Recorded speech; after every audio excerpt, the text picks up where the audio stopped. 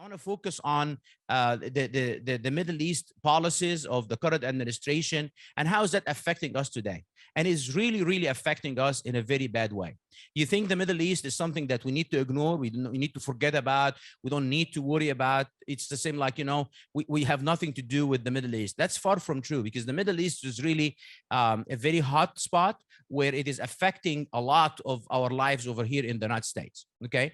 And, for many, many years, there was a lot of infight over powers in controlling of the Middle East. There was a time where the Soviets Union, at that time, the Soviets were trying to fight the United States in control of the Middle East. And Egypt was one of the hotbeds for that, for example, because at that time, Egypt was aligning itself with the Soviet Union.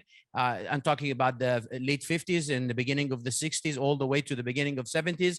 And that was affecting the United States big time. Saudi Arabia was always a big ally of the United States. And this is why, the United States aided in finding oil over there and changing Saudi Arabia's future into a place where dark and people killing each other to a country that we have today, that you can see today. And there is lots of mistakes happen and so forth. The infight over the power in the middle, on the control of the Middle East still exists till today. The problems that we actually, United States, were able to do a lot of good things or moving into have a better place or better control of the Middle East in the 70s and the 80s and maybe in the 90s, changed big time when Obama was president.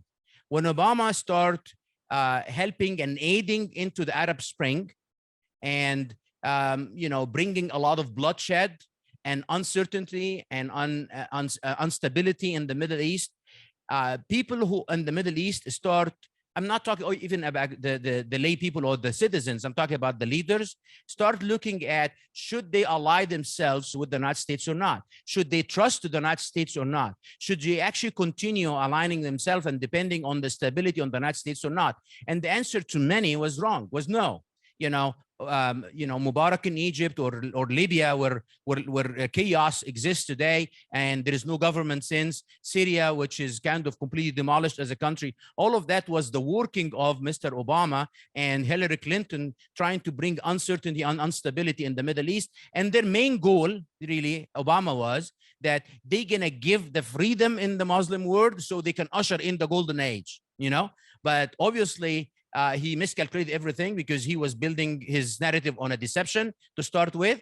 And the leaders of the Middle East start thinking twice and thrice about, should they continue working with the United States and depending on the United States only for their support and for their existence? And the answer was no. And many of them, did not like that. There was a little bit of a fresh air, believe it or not, when Trump became president. Okay, they're trying to tell us over here the Trump administration he's a crazy man. He was, doing multiple things and he was not respected. As a matter of fact, the exact opposite. The world was looking at Trump as a man of his word, as crazy as he is. Okay, even if his word is crazy, they will listen to his crazy word. You can remember North Korea took notice of that. Saudi Arabia took notice of that. And you remember when he went into the Middle East for the first time, right after he assumed office, and he was greeted over there in an unbelievable way. Why? Not because they like Trump and they like his hair or his orange or any of that stuff, okay? None of that was the reason for him to be, received the way that he was received. They were thinking that the time of uncertainty of Obama and the craziness and the bloodshed is over. America is going back to the strong man that is keeping his word, and he's gonna be a pro-American, so they can align themselves with him and things will be better. And I don't know if you remember this or not, when he went to Saudi Arabia, he was greeted as the best president actually ever, with lots of entourage and lots of meals and lots of big palaces open, and also a big gathering of more than 52 leaders from across the Middle East and even outside. And they had this huge big conference where he spoke and the King of Saudi Arabia spoke and so forth, right? And there was some kind of stability, and his word was listened to. There's few things that he did mistakes as well. And then because of that power, when Trump came into the Middle East and he told them, let us have the Abrahamic Accords, or something that I talked about a lot. It's called the deal of the century, where he's going to actually normalize the relationship between Israel and Muslim countries, they listened. They start working with him. And it was, I think there was lots of mistakes from Trump administration to keep pushing it down the road a little bit, to not announce it and make it to work, and Netanyahu as well, and the turmoil in Israel. But at the end of the day, before he left office, there was the signing of the Abraham Accords, and the very first time Muslim countries are signing in with the Israel, sitting on the same table. Today, actually, because of that, for the first time, Muslim nations are accepting the existence of the Holocaust. There is a Holocaust museum in Muslim countries, like in United Arab Emirates. There is actually normalized relationship and exchange between Israel and between Emirates and Bahrain and Kuwait and Morocco. All of that took place because we have a strong leadership that is keeping its word and trying to bring some kind of stability. And people look at that as a benefit for everybody. And Israel as well started depending on the United States in a different way. The problem with Netanyahu and the leadership on Israel created some problems, but things were moving in the right direction. Okay. And there was so much respect, completely counter to what the media and the liberals and the Democrats and even some of the Republicans were telling you, that the United States was disrespected at that time. That's far from true. The exact opposite was happening. But then you have all of a sudden Biden coming into power. And with the whole cloud of the Biden administration, number one, the illegitimacy that many people talk about is spilling outside the United States. And people outside of the United States is taking a notice that we have a turmoil of a political fight in the United States. Also, they are taking notice that Biden might not be elected as appropriately as every other president has been elected. And you know who likes that a lot? Dictators like that a lot, because they actually come to power also by fake elections. So if we have a shadow of a fake election in the United States, they will take that as an advantage for themselves, and they take it as a reason for themselves. And they start losing respect of the United States altogether because of many things that's happening around the election of Biden, and actually Biden himself and his agenda. And also he brought in the nostalgia of, hey, we're gonna have another Obama, administration narrative pushing for the Muslim Brotherhood. And that was actually not far from true, because Biden, even before taking office, he was criticizing the Egyptians for locking down the Muslim Brotherhood, the very organization that actually inspired Al-Qaeda, which attacked us on 9/11. I'm going to repeat that again. Before he took office, he started criticizing Egypt. He's criticizing Saudi Arabia. He's criticizing Muslim countries for locking down the very, very people that inspired 9/11. Okay, so this is why they start looking at this as a threat. You're talking about Egypt, you talk about Saudi Arabia, you talk about Emirates. Everybody start looking at, says, you know what? I think we can have an extension of Obama. This is something that we don't want to happen. Why is this taking place? We need to do everything we can to protect ourselves. And they start taking the measures. As a matter of fact, there was an infight going on in the Gulf, in the Arabian Peninsula, between Qatar and Saudi Arabia. All of a sudden they decided, you know what? It's time for us to get together because we have a crazy American who's going to do weird stuff. And Qatar and Saudi Arabia sit down on the table after 5 years of infight going on over the Muslim Brotherhood. So they start taking a notice immediately.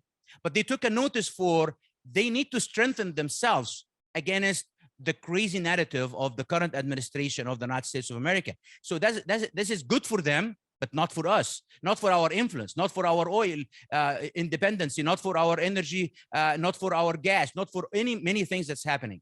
And then you find that Biden administration start making deals with the Qataris.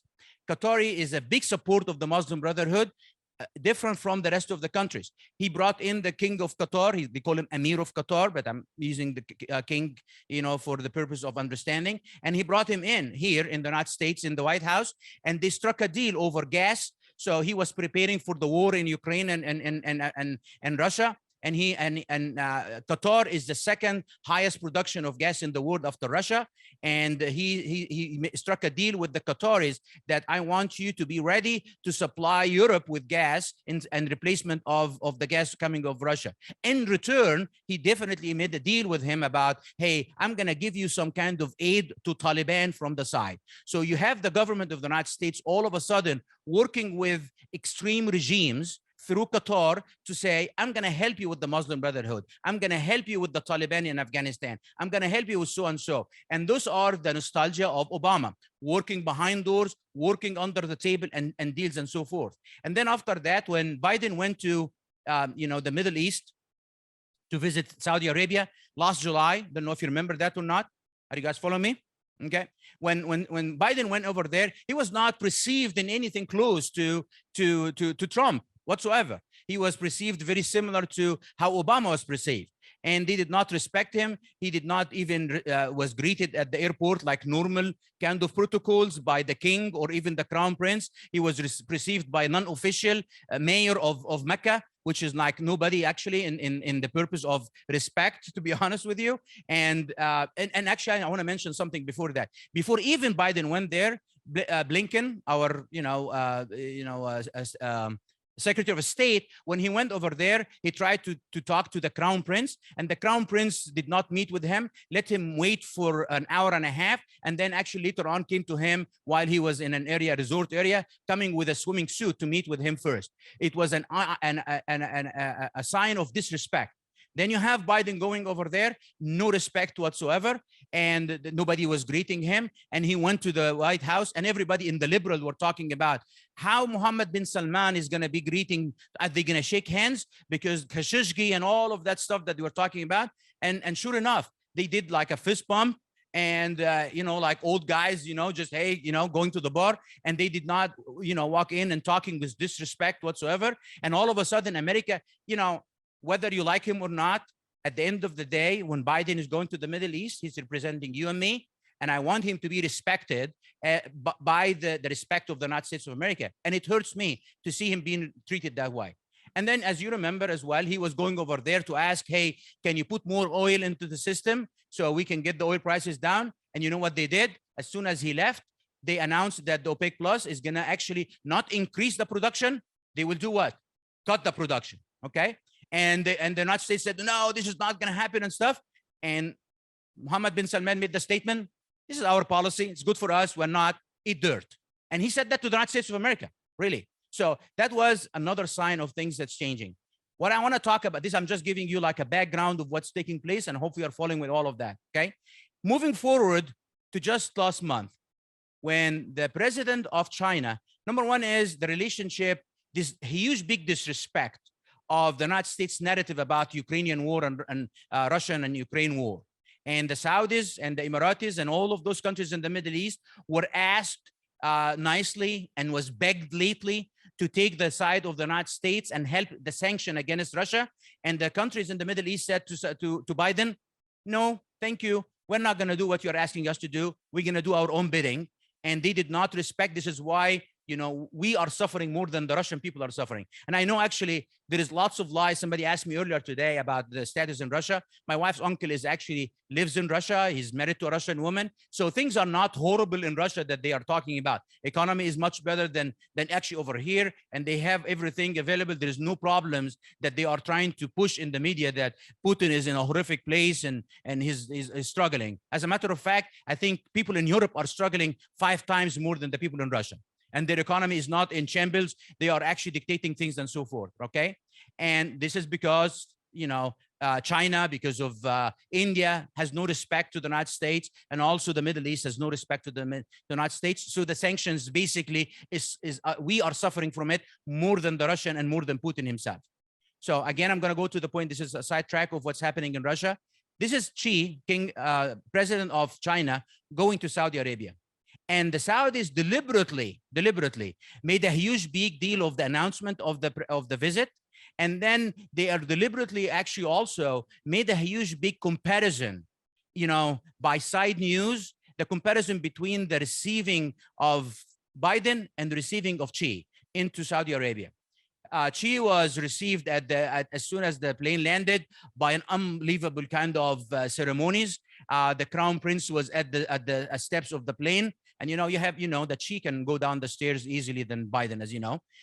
So he was able to do that, and then they would shake hands, and then they went into a huge big entourage, and they actually did even extra stuff as soon as he arrived to the royal palace.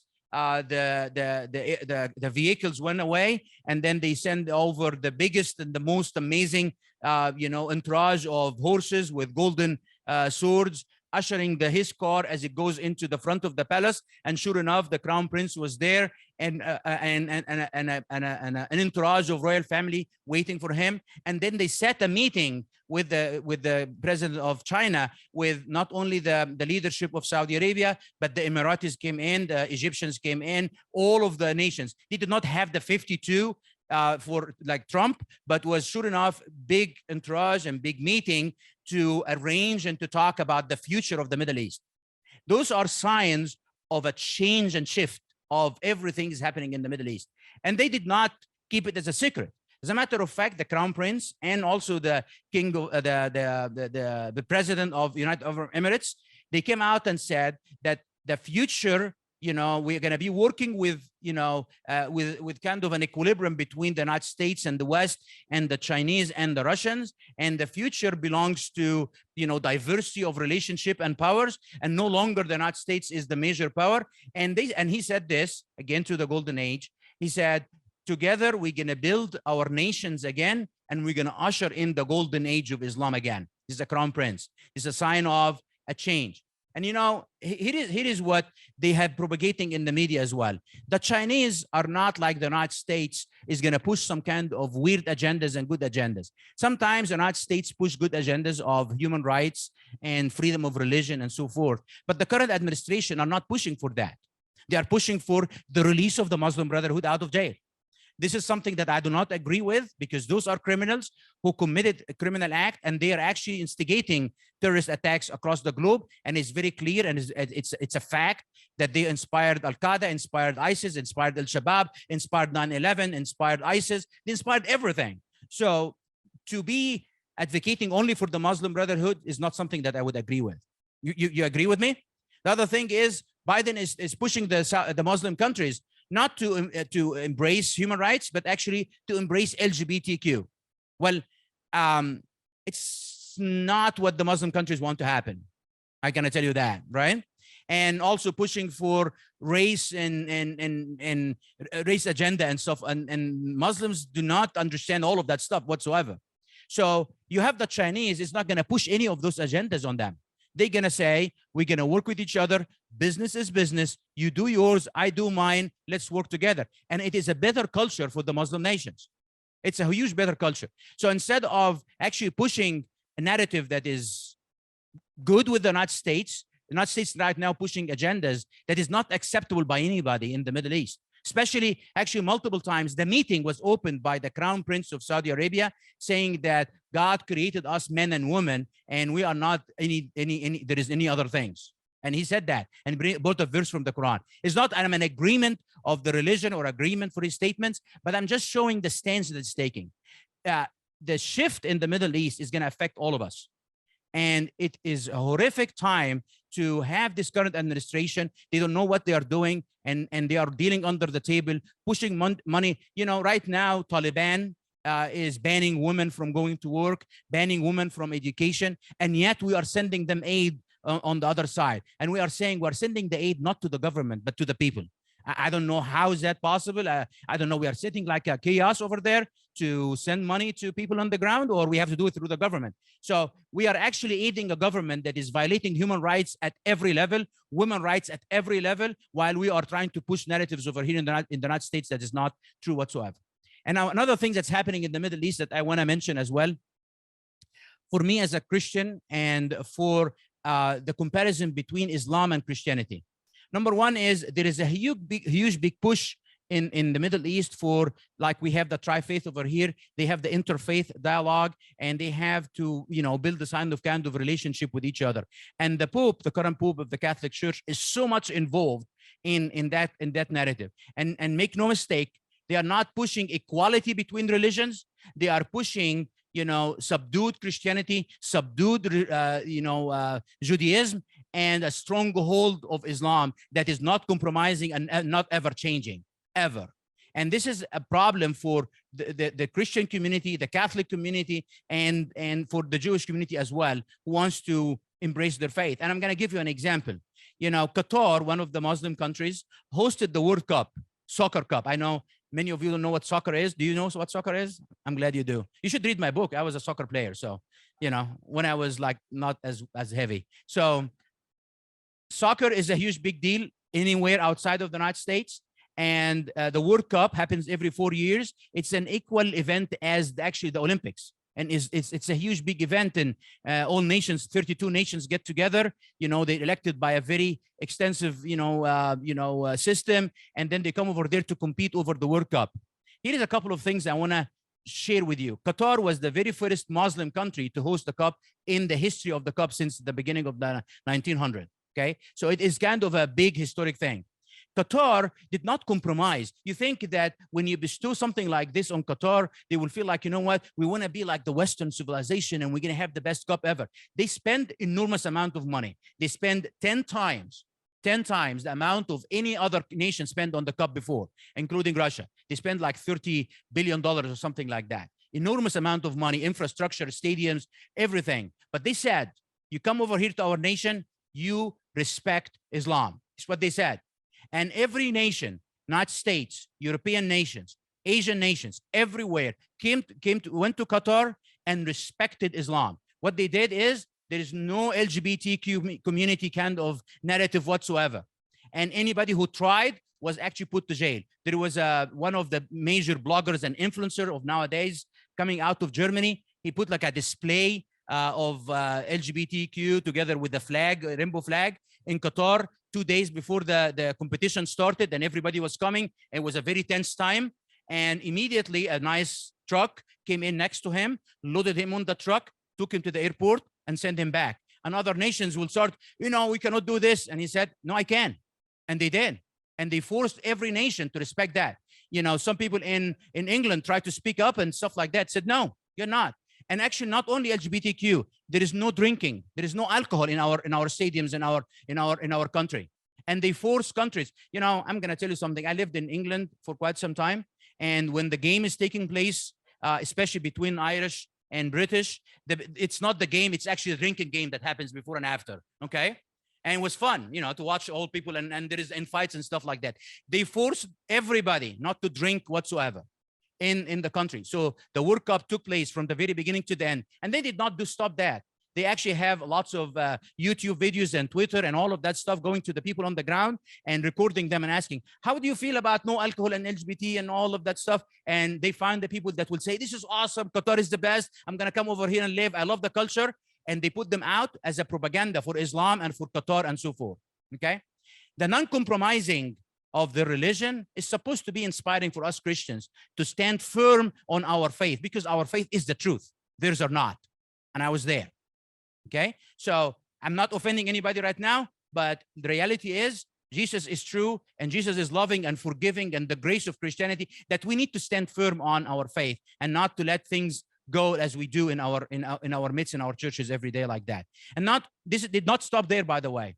At the time of the crowning of the team to take over to receive the cup, the crown prince of, not the crown prince, the king of Qatar gave the Messi, the captain of the team of Argentina that won the cup. They give him like the men cover for men, like, you know, men wear like a men dress, like a white dress, and then they have like a abaya, which is like a huge long coat and stuff made of silk, very expensive. He wanted to give him that to wear it before he give him the cup. And the picture that was flashed across the globe of Messi, the best player in the world, and the team, winning the team, wearing the Islamic, you know, abaya in front of the whole world, holding the cup and celebrating. This is a sign again of we are strong, we are powerful, we're gonna push our narrative, we can do our things our way. And they did. Some newspapers criticized how come Messi would do that. The guy name is Messi. How can he do that? How can you actually accept that? And you know what? 2 newspaper articles and nobody cared whatsoever. It's a sign of a shift, that we have a weakness in our churches, number one, in our Christian faith, most importantly, and in our nation as an administration, a bigger time. And things are shifting, and it's going to affect all of us over here in the United States. Okay.